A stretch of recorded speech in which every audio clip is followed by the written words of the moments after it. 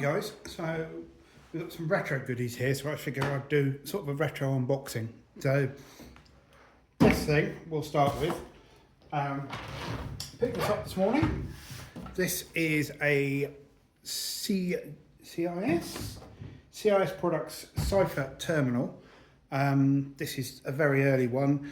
The seller did have a picture of it actually running, although now it doesn't run. But given how old this thing is, it is proper old school. So it's built like a tank.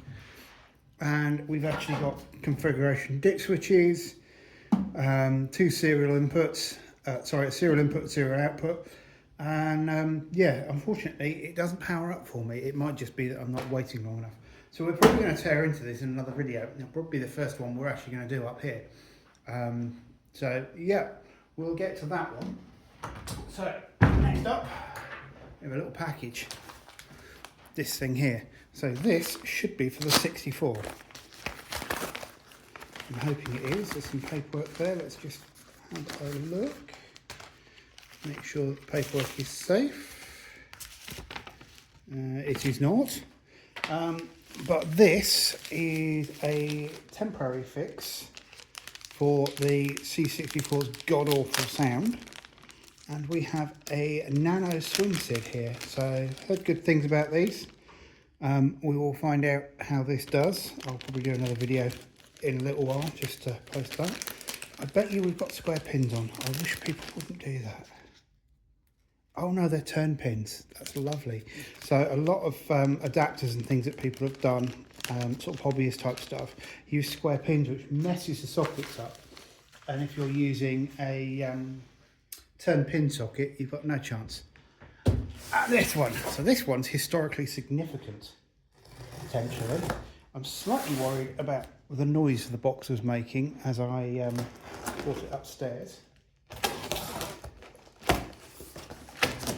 Paperwork inside. There we go. Right, for the first concern is, as you can see, there's some packing there, but not a lot. So we have two of these items, and they are, of course, not wrapped individually, and that is one layer of bubble wrap as well. These are heavy. I think the only way we're getting these out.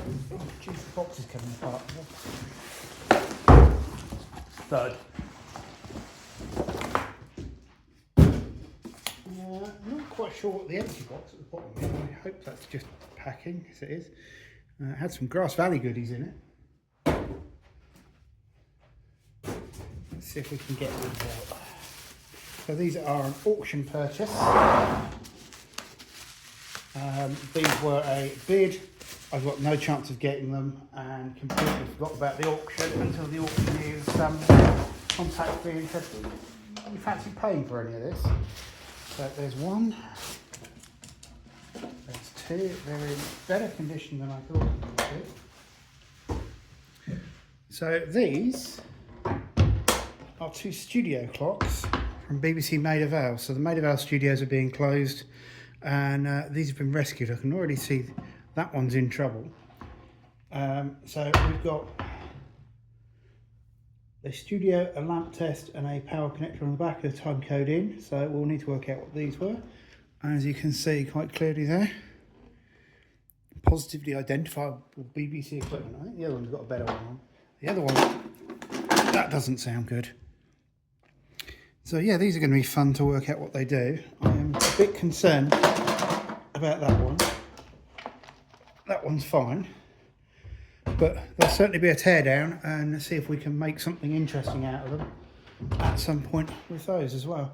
Lovely big 7 segments, but I'm sure they could have gone bigger.